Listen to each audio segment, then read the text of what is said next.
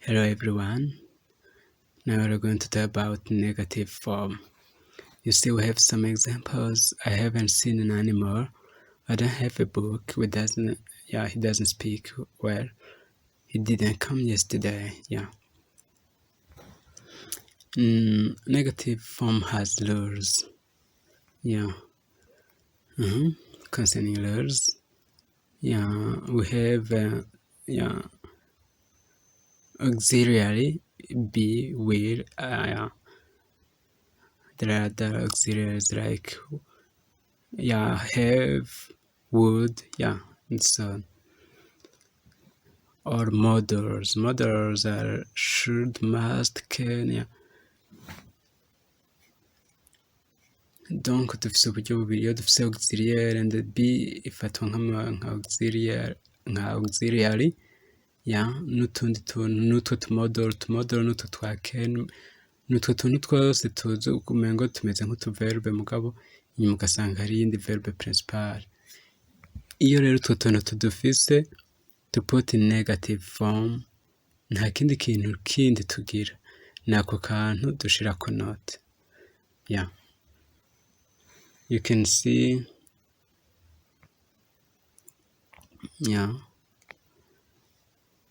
we have examples here. He's here. Nababwiye ko is ifatwa nka auxiliary verb to be. He's not here. He's here, he's not here. I have drunk milk. Have, murabona ko inyuma hariko to drink ni present perfect ntiturayiga, ariko nayo tuzoyibona ntaco. Ariko mubone yuko auxiliary ni aka kantu kazi inyuma hariho verbe principal. Hano nta kindi tugira. I have not, ubwo buntu buri ankra. He will come. He will not come. We can help you. We cannot help you. Cannot, you see, turagifatanya. Would not. Must not. You see, nta n'ikindi kintu twigora tugira. We add not. We have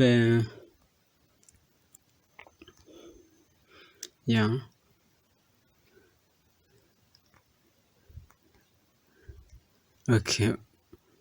If we do not have an auxiliary, iyo tutagira auxiliary canke modal canke adverb be imeze nka auxiliary, dukoresha do or does for simple present.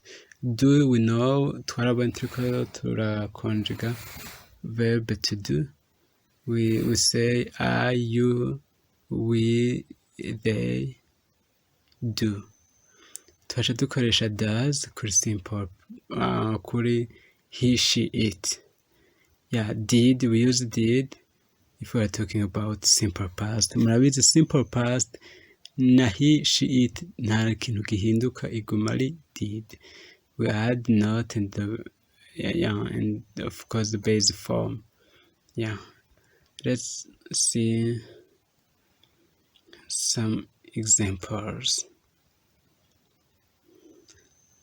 He has a child. He has a child. He does not have a child. Murabona he subject has main verb. Ni ukuvuga nta kindi kintu, nta kandi ka verb kahari. He has a child. He does not have a child.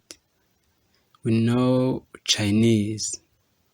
We tuca dukoresha, murabona hejuru does kubera hari he does not. Does please not. Does not tuje kubona. Does please not. Kandi ntitushobora kuvuga ngo he does not has. No, kuko does yamaze kutwereka ko ari troisième personne du singulier. Niyo mpamvu tugashaka a base form kameze nka infinitive. We know Chinese. We, kuri we turazi gukoresha tuvuga do. We do please not. We do not know Chinese. He bought a car. You see, he bought is simple past. Twabonye ko simple past tuca dukoresha, murabona simple past dukoresha did. Tuca tuvuga he did kuko kuri he ntihinduka, simple past iguma ari did ntivyigera bihinduka. He did ya plus ya not tuca dushirako ya base form, ni kuvuga kameze nka infinitive. Ntidushaka kuvuga ngo he did not bought. Did deja yatweretse yuko ari past form, tuce tugarukana bought, umva yoba tuzanye ama past abiri. Niyo mpamvu tugira he did not buy a car. I studied in Canada. Studied in simple past. Niyo mpamvu tuca dukoresha did not, study not, did not studied, kuko did yamaze kutwereka yuko ari simple past, ntiziba zikenewe ko ziba zibiri. She teaches English. She does not teach English. Yeah, you see? Does kamaze kutwereka ko ari troisième personne du singulier. Niyo mpamvu tuca tuvuga she does not teach, not does not teaches. I saw him. Saw is a simple past. I did not see him. You see? Yeah. You see here, hariho amakosa dukunda gukora kenshi. Ngo I haven't money, tuko tuvuga ngo I haven't money, I haven't. Yeah. You see? Mana I have drunk, aho twavuze I have not canke I haven't, turaja kubona contract form. I haven't. Ni ukuvuga yuko you have siyo main verb. Aha the verb is to drink. I haven't drunk, I have not drunk, I have drunk milk. Murabibona hejuru. Murabona ariko munsi ngo he has a child. Murabona dufise sije has ni main verb nta yindi verb ihari. Tuca dukoresha he does not have a child. Nishobora kuvuga ngo I haven't money. No, I do not have money. Yeah. Okay. We have many modals and auxiliaries. Yeah. Utu ni utu auxiliaries and modals, twa tuntu tuza imbere ya main verb. Yeah. And they contract forms. Yeah. You see? Aren't is the contract form of are not, can't, cannot. Yeah, you see? Couldn't, could not, didn't. Ni nyinshi murashobora kuzisoma, tuzoja turazibona zimwe zimwe. Ya tuzoja ziragaruka bivanye na lesson tuzaba dufise, ariko gusa mube murazibona. May not, might not, must not, ayo nama contract form. Yeah. You see, we have an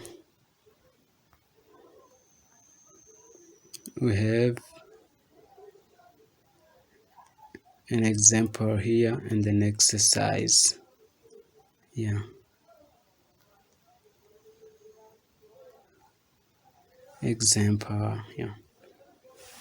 I could help you. And tufise turafise modal, kuko murabona verb dufise ni help, mugabo hari akantu katanguye munsi yayo, imbere yayo could. Nta kindi kintu tugira ni could not, nako twongera ko not, cyane tukagira contract form mwazibonye hejuru. Couldn't help you. He was here ni he was not, was plus not, or wasn't contract form. He was not here. They caught a thief. Murabona ngaha turafise they ni subject, haca haza verb caught in simple past. Nta kantu karimo hagati kaka auxiliary kaka modal kabya. Aha twabonye yuko muri simple past immediately tuca tuzana ka kantu did. Chiba they did, twabonye yuko ntikigera gahinduka muri simple past. Tuca dushira ko not, they did not, or they didn't, contract form. They did not catch a thief. Not they did not caught. They did not catch, because did yamaze kutwereka ko ari simple past. Niyo mpamvu tutashobora kuzana indi simple past kandi. Yeah. You see, we have exercises. put negative phone. Yeah, he has a phone. We're outside. Yeah, you see. Yeah, do these exercises. Yeah, this is the end. Thank you.